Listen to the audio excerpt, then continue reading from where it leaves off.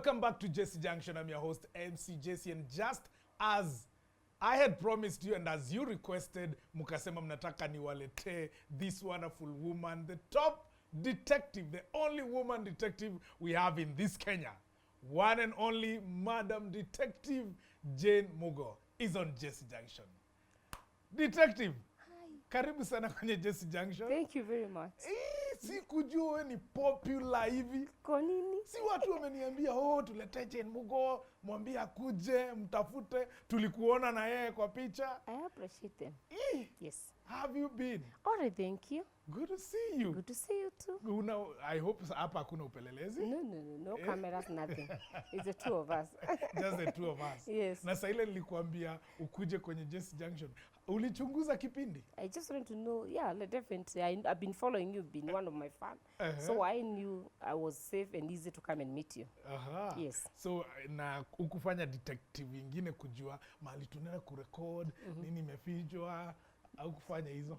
No, the only thing I did was to send an advance team to get to know if the security is tight in the building, which was all right. Yes. That's the only thing that I did.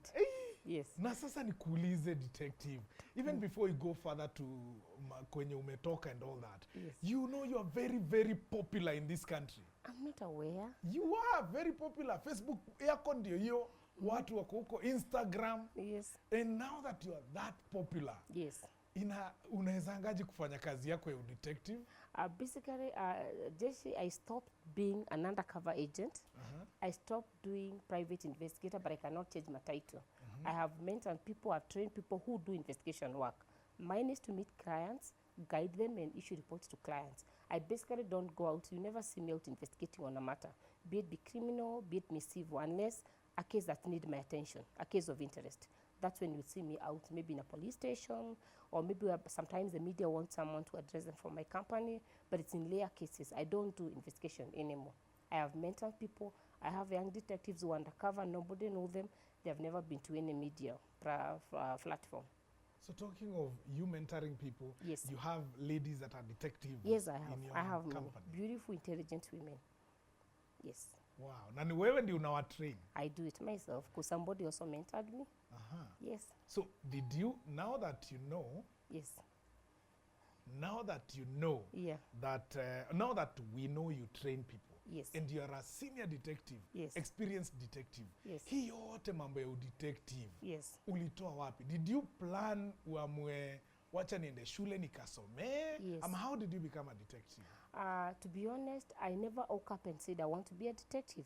I was born being a leader back home in Kirinyaga County, Ishogo Division, whereby I remember I was a head girl in Karoti Girls where I was. And at the same time, when I finished my Form 4, I worked in a hardware shop in Embu called Spaco Hardware. And it's when I was working there, I later opened my hardware in a place called Mururi in Gishogo Division. It's the next shopping center near my home area. And there was a lot of insecurity cases around there, whereby there are cases of people smoking bangi, there was this local bring of alcohol, a lot of carjacking and all that. And I remember since I was operating a hardware and I kept my business, it is when the members of community approached me, requested me to be the secretary of community. And now I started working with the members of community, the police officer within the area. I remember our current DIG was the OSPD that particular time, and they did assisted me a lot. My then member of parliament, Mother Karo, assisted me a lot. It is when I was working as a security secretary in community policing that senior government officials in Nairobi detected that I had a gift. One of them is the former director of CID, Mr. Kamau, our rate Mishuki, and they called me in Nairobi. And that is when I remember I was sent to Kabete police station. By that time, Mr. Kinoti was the PA to Kamau. I was sent there as an undercover agent. Kinoti, the DCI, yes, the current DCI that time was as a PA to Mr. Kamau.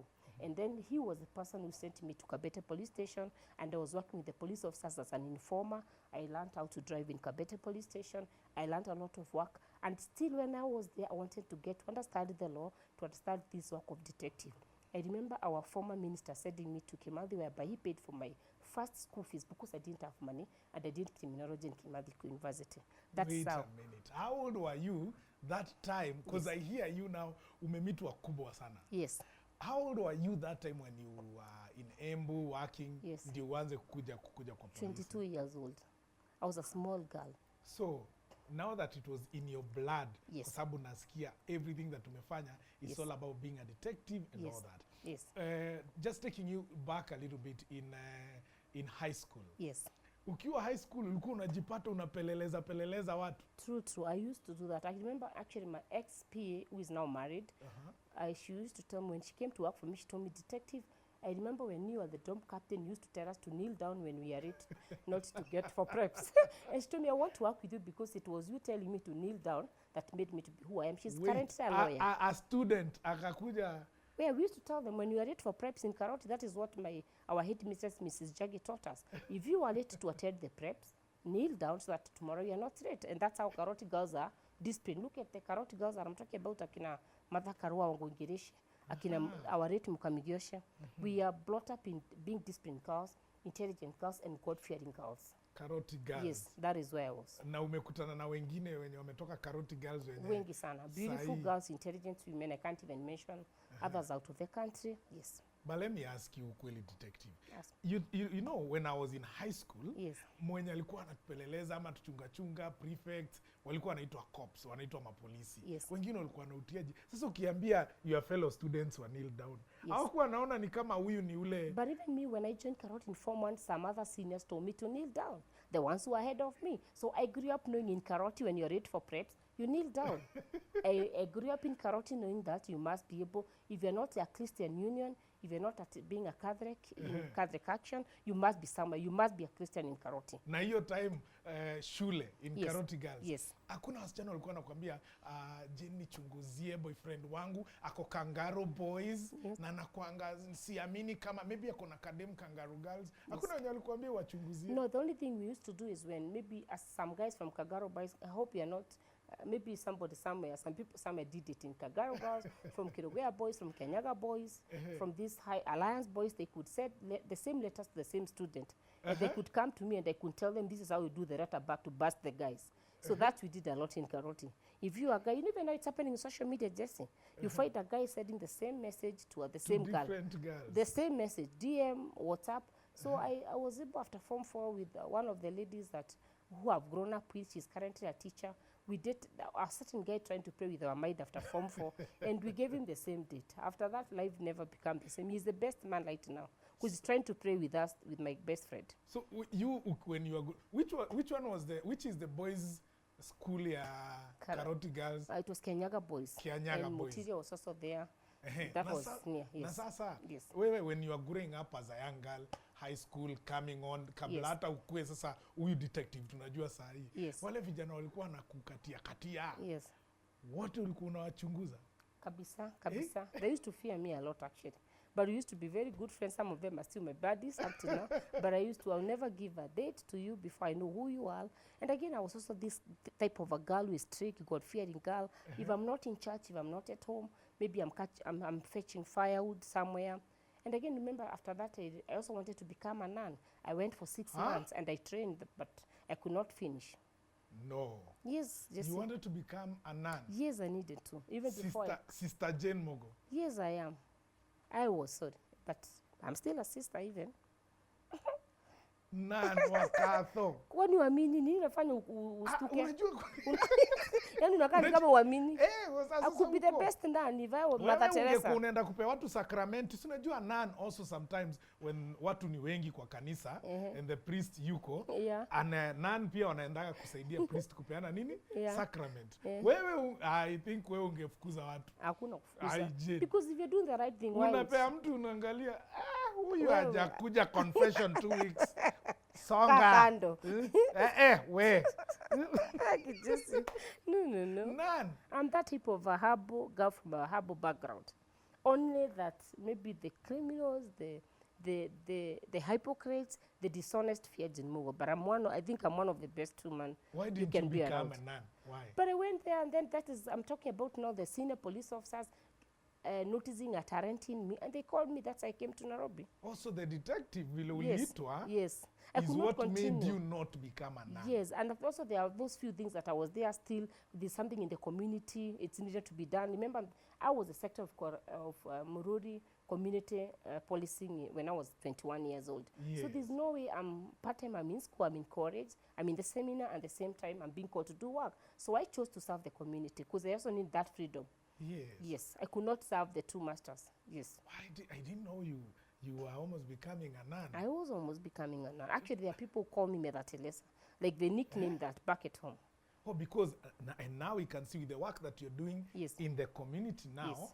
na kusaidia hata watu wenye hawajiwezi. Yeah. I think hiyo ndio Mungu maybe alikuwa anataka ufanye. Love Hiyo it. ndio kukuwa nani. But still Hii ya God is detective happy. ni ya kutafuta pesa. Hakuna kutafuta pesa ni Jessy. Sometimes we do this work, we are not paid. We just do good and go our way. It's only God who pays us. Because if it's a lot of payment, I think I would be one of the richest women in this country, including work I've done for the government. I've never been paid. But this is my government, so I have to continue working. I don't do it for money. I do it because it's from my heart. That is why we have a lot of people opening private security companies. They do well because it's not from their heart. It's not something they love doing. That is why I am where I am today. Yes, they do it for money. But personally, I do it because it's in my blood. It's something I loved since I was a 19-year-old girl in Karoti Girls. And It's now, something. that trait of becoming serving the community, Yes. sometimes not being paid as a detective. Yes. When you are being trained Yes. by when you used to work at the police stations and all that, going through your station, Yes. I mean your trainings, Yes. is it where you also saw that detective hawapatangi pesa, Yes. ukaamua userve tu, Yes. ama other detectives make money? Or how was your training Yes, that time wakati ulikuwa To be unalipiwa honest, college? first of all, when I went to the first attachment I went was Kabete police station, I was not trained for anything. I only went to work in Kabete as an undercover agent. You know, being an informer, you don't need to go for any training. But the training came later. But I noted there's a lot of gap between members of public and the police officers. Sometimes we realize that, yes, our police officers, to be honest, 75% are doing very good work, whereby 25%, of course, they are the ones who are embarrassing the name of the force. Sometimes they're given a lot of work and maybe there's no facilitation. Or there are some cases that maybe there's a case of murder that have been reported to a police station. Somebody's go report a case of a stolen phone. Another go report a case of suicide. Another one robbery. So you'd imagine a police station, there's only one Land Cruiser. So at the moment the one police goes to visit the scene of crime, who is going to visit the scene of crime? So I felt, and also sometimes there's that kind of mistrust between members of public and some police officers where they feel that they give information and then it end up going to the wrong hands. So I felt it's good being a private investigator to open up this company called Trimo Security so that I can act as a gap between maybe the police and members of public. When maybe the police are overwhelmed, they're not able to handle the case, I can handle the case and tell them, look here guys, you're looking for this stolen car. My team of investigators have found the car. Go here and cover the car or charge the suspect. Because police cannot be everywhere. Yeah. Yes, and that's even when I also did the training in 2015. I'm the first woman in Africa, together with my government, to train people on how to protect important persons. They're called VIP. CPUs. Yeah, they're called VIP training, but we call them CPUs, cross protection officers. Mimi nimetoshea hapo. We umetosha kuwa Nimetosha guarded, we umetosha kupewa kuwa principal. Principal. Yes, principal is the one Mimi who's ni guarded. principal. Kabisa, I'll give you. Yeah. You'll give me. Umetosha. Mimi ni principal. Yes, Jessy. Your boys are not the CPU, I need to train them. Yes. How to treat you. Yes. Mtu akiniletea shida, No fights. You just be nice to them, but be tough to them. just like that. Yes. Be strict to them, be nice to them, sometimes joke with them, get to know them, but be tough when necessary. So when you're, because you've worked with the government, Talk to me. have you ever worked on something, a case or kazi tu umepewa na serikali fanye, ukapata ukweli, Yes. but it was not followed, like the government disappointed you? Ushaijipata in your work Yes. as a detective, Yes. government ilikuangusha mahali? Yes. Many. We even knew this in vile wesu kaongea. These things happen daily. I mean, it's all over. Even the ones we are working with. You heard the other day when our CS Interior, Mr. Matiang, was called by the parliament and was talking about being frustrated by maybe the court, the judiciary, whereby suspects are taken to court and they're released. The next one now, you take a suspect to court, they're released on a lesser boat, and they come back and they start blagging and committing other crime. The other day, you had our president confess these billions of money that is getting lost. If our president has been discouraged, he has been let down by his own people, why not me and I'm just a junior person in this country. I've heard of cases that have not been followed, but sometimes we leave them and we leave it to God. Many of them. But others have also been followed. So equal is 50-50. We're going to take a short break, and then coming back, we're going to be here, usiende mbali, with Detective Jane Mugoh atuambie mambo za taekwondo and the big interview that she did with BBC. Black belt. Uko na black belt? Zote. Don't go anywhere. We'll be back as we talk about taekwondo na Jane Mugoh on Jessy Junction.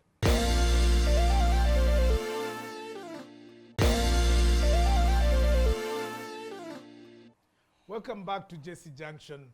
We're still here with Detective Madam Jane Mugoh. Hey, you told me, I mean, the other day I saw your big story on BBC. Yeah. Do you know what it means to be on BBC? I took it easy. International media. I know. The whole 45 minutes uko hapo. Jane Mugoh. Yeah. How was that experience being on international media? I mean, I was not, I think I felt it normal, but at the same time, it was a bit, because initially I was kept when the BBC really approached me. Actually, they trailed me for about 6 months when I was in the line of duty. And first of all, when they asked me through an email that they would want to have an interview with me, I didn't agree into that. I had to consult, why did you have to choose me? What are you after? What are you up to? And then they had to send their representative in Kenya. And they told me, no, look here, detective. There's a time we saw your story in news media, 2019. And that's at the same time we have been receiving good work that you've done in Kenya and globally. So the BBC wanted to tell the world what happens in this work of being a private investigator. And the fact remains people celebrate me for the good work you're doing. And at the same time, I've been posted on a front page as a criminal by people I was investigating. So the BBC were like, we want to go for this woman. And they were very honest with me because they also went to other countries, but they chose in Africa, they chose to hear my story because they also followed up other investigators from different parts of other countries. Did you get referrals? Yes, I did. For your work from yes, I did. That story of BBC? Yes, I did. I can international. I did that, and I'm still getting with God, and maybe more clients are coming. Have you ever gone to work outside the country? Yes, I've been to about 8 countries to do investigation, and also maybe 2 countries to take reports to my clients. And I've been happy about it because maybe it was not good work. No client would accept to pay for my ticket or accommodation to take a report. And I've also gone to follow up on cases in different countries. Unatoka hapo unaenda kama UAE, yes, kuchunguza Waarabu. I've been to Turkey, I've been to Rwanda, I've been to different South Africa. Let's talk of like Turkey. Yes. You know, a case of Turkey, wale si wa Afrika wanaishi huko. Yes. Those are people of a different race. Yes. Wewe ukienda hapo we ni detective, yes, watajua tu there's a Kenyan woman ako around, ama wajui nini unachunguza. They don't know because sometimes it depends with like who you've gone as who. Like maybe you've gone as a barmaid, you've gone as a tourist. And of course, there are also Kenyan working there. Surprisingly, Kenyans are all over, especially Ukuyu and watu wa kwenyu wako all over. And to be honest, where I was working, I was following up someone in a hotel. It's a big guy. Of course, I'm not going to mention the name of my client. And I stayed in a hotel. I could go to the places they are going, and I got whatever I wanted. And the investigation took me like a whole week. And mimi my client was Turkey, Jane. Yes. Nikuwe mimi niko Turkey. Yes. Alafu nimetumaniwa wewe. Yes. Turkey ni wazungu. Yes, Jessy. Alafu natembea hivi naangalia nyuma. Naona Jane Mugoh. Unavaa kwani utakuwa mzungu ukiwa Turkey? But they're also Africans. I could even go there and get employed as a barmaid for 1 week. I could employed as a chef for 1 week. Oh, so lazima you change maybe who you are. Unaingiana na society ya huko, yes, so that I don't see you following me. Definitely. And of course I was also with an assistant. So there are times you tell your assistant, do this, I'm there to guide them. Where I need to be, I get in and I succeed. Kwa hivyo basi wewe ni actor. In a way, I can act. Wewe ni actor. Kama unaweza kuwa waitress, yes, ukue mtu tu anapita kwa barabara, yes, uuze manguo, hiyo ni acting. When you love your job, you go to any extra mile. Because I love my job. Even you, Jessy, today, you go an extra mile for your... How many times have I seen you pale kwa chachi karibu unaanguka na unayevaa kipani, and you don't even know, you're not pregnant, you know. It's because this is your job, you have to do anything to make guys laugh. Nakuwa nakuonanga. Na Sinajua kitambi. nimekuona mara mingi unavaa manguo, unafanya hivi, you pretend to be who you are not. Just to make To you make sure understand? I achieve Yeah, you achieve what you my want. objective. Yes. Watu wafurahie, watu wacheke. True. Now, the story on BBC that happened, Yeah. it went viral. Yes. And people went online. Yeah. I also went to watch the interview on YouTube again also. Yeah. And people are talking, Detective Mugoh. Kuna wale walikuwa wanaongea vizuri, kuna wale walikuwa wanasema uongo, huyu But those idol anatuenjoy. people, they are there. They are there. And doing memes. Unasahau kuna ile cartoon. Yes, cartoon. I loved it. It made me famous. It made me to be who I am. It made me strong. I gave them job, you know. Yes. Yeah, they're idle people. They are people who have nothing to do in life, so they have to wait for someone like John Mugoh to appear on an international media house. There are people, maybe even, sorry to say, from our media houses, they have never come to ask me, John Mugoh, what do you do for living? The only thing they have benefited is from my good cases, and they do stories on their front pages or front newsroom using my good work. So you leave those people, you only pick up the positive people like you. Now, did it bring you business? More business like? Yes, and I don't regret whatever happened. You don't regret the Yes, story? I love it. They did memes, but the memes turned to be positive to me. They gave me lemon, and I made it in a sweet, sweet lemonade. Do you feel like, besides just being a detective, you're into a mission of correcting the society? For example, let's take a domestic case. Yeah. You'll go and investigate a domestic case, Yes. and you find this person, they tell you, I'm sorry, I'll make my way straight, and then they actually go maybe, or have they ever gone back and made their way straight? For instance, a domestic case, umeshika huyu mwanaume, he was somewhere with some girl, Yes. confessed, Yes. alafu mwambie ni bibi alinituma and all that. Did it later on work out like the family disputes zinaisha after your investigation? To be honest, Jesse, most of the 90% of the domestic cases I've done, 80% are always sorted amicably. The only maybe cases that are for domestic have gone to court at 10%. Of course, I will not mention the name of my clients, but men and women who hire my investigators to investigate on cheating spouses, they don't end up to court. They are living in the same houses. They are happy. The only thing I ask them, sometimes the women ask their men, why did you have to do this? Why did you have to have like children from out of wedlock, and you didn't tell me, keep telling me the children are mine? Because sometimes human is to error. Hakuna ile kesi naweza sema, in fact 2 cases from the cases I've done for domestic, watu wameachana, na hiyo ni kuachana because maybe somebody have gone back to the same old bad habit. Most of the cases we do investigation not to break up marriages, but we do investigation to confirm information, to sort the matter, because sometimes even we have cases whereby women are told by maybe friends, family members, your husband is cheating, but in the line of investigation you find out that they're not cheating. Maybe then they're having a business partner. Maybe these guys are stressed back at home. That's why they stay out having a drink with friends, or even they lodge into maybe long hands. Not cases is brought to me, I confirm somebody is cheating. Rather than I keep encouraging Kenyans, I keep encouraging my clients, you don't have to wait until your husband or your wife is dead so that now you see people coming, this was the father of my children. Do it earlier. If it's asset, let people divide earlier. Why do you have to hide it? Because if you hide it, at the end of the day, it brings problem to the children and a lot of fight to the family and embarrassment. So it's good to know earlier than waiting to know at the end of the day, or when one of the spouses pass on. Now, Jen, you've talked of training young people in detective work, because you no longer do it yourself. Yes. Now you have a team around you. Yes. I've met some of them here na wako na majina za ajabu. I know. I've met someone called Cheetah. Yes. Another one November. Yes. Another one Scorpion. Yes. Another one anaitwa nani? There's Ego. Ego. There's Mike. Akina Mike are not here. Akina Delta. Delta. We have So Snake. why do you give them those names? Yeah. In most of the cases, even when you look at the work in the police, you give them, they're called consign names. We don't need like somebody's working to go and shouting at their names. That is to hide the identity. At the same time, some of them even look, when you look at the names, they look, at the same time, they look, the names look at the character normally act. For example, when it comes to Chui, Chui is the type of an investigator who can get anywhere without being noticed that he is there. Same case applies to Scorpion.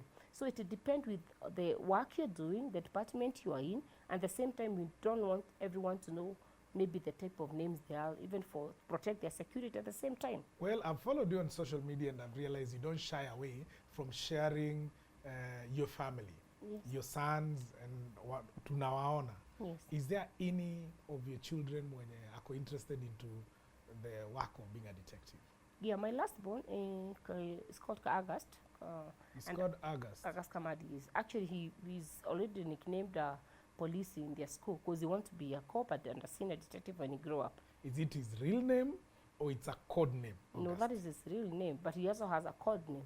But that's the real name actually. But he wants to be a detective when he grow up. He love that work. Okay. Yes, but the firstborn is in different career. Would Who is you silent, who is silent. You never see him on social media. It's it's private actually. Would you encourage them to be detectives?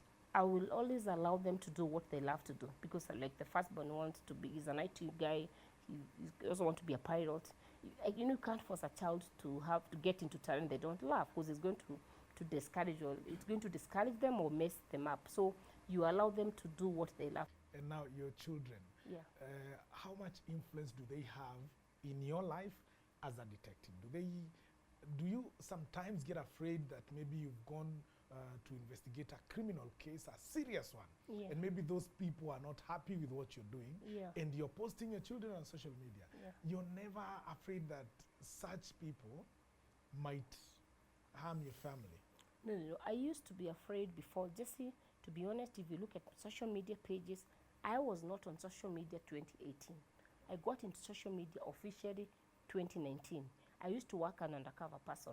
But the moment I woke up one morning at night and I found myself in front page of a media house in DCI Twitter, posted by people I was investigating, and people are calling me, Detective, can you see the nation? I was like, let me get in social media. Me and my children, we deal with the criminals and the people who are posting us when we are there. It's easier to work on a matter when we're inside than outside. And your family, the whole extended family, Yeah, I'm sure there are some that support you, yeah, and maybe kuna wale wanakuhofia maisha yako sana. they do. So how do you relate with your family, and how do they relate with you in the when they know you're a detective? Yeah. Na maybe some of them never wanted you maybe to be in detective. They would have preferred you ungebaki kukua anan. Yes, to be honest, 3/4 of my family members support me.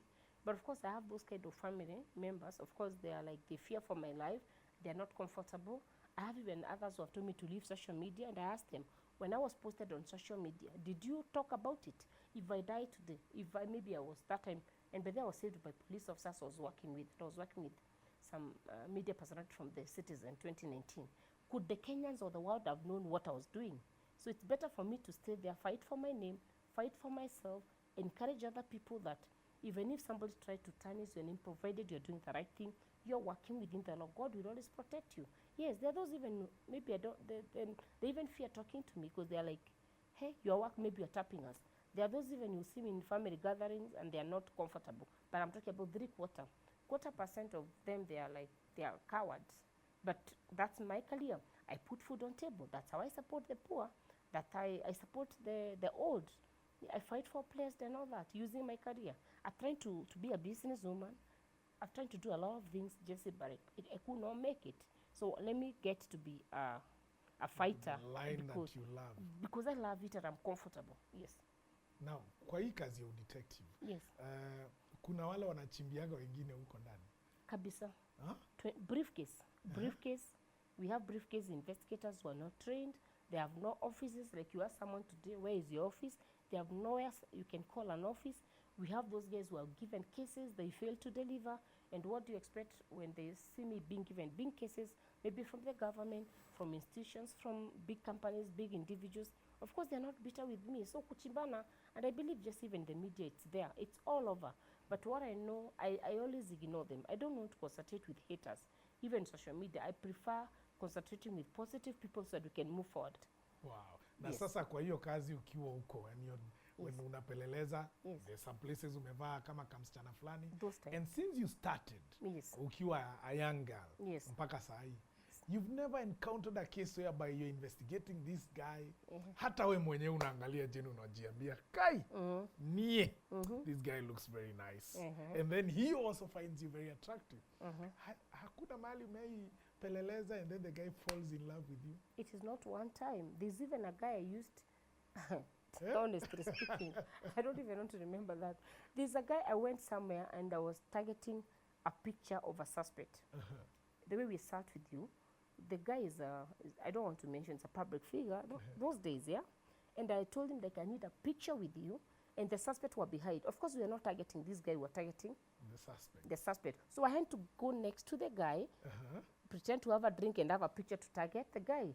Later on, he told me, you're not leaving, you have to stay with me until late in the morning. I had to stay. But in the real sense, nilienda pare, targeting the picture of someone behind. Lakini jamaa alinikatalia. But you have to be smart, you have to be intelligent. You'd imagine how many men in these government offices and private offices, Jessy, you come across. Then I would not be where I am today. So you have to have dignity, you have to be a woman of dignity, you have to be a God-fearing woman, and you have to have principles. It is the principles that have made me to be who I am. It is the principles that have made me to be able to mentor young girls and young men. Otherwise, kama ningekuwa mwanamke ajiheshimu na sina principles zangu, I will not be where I am today.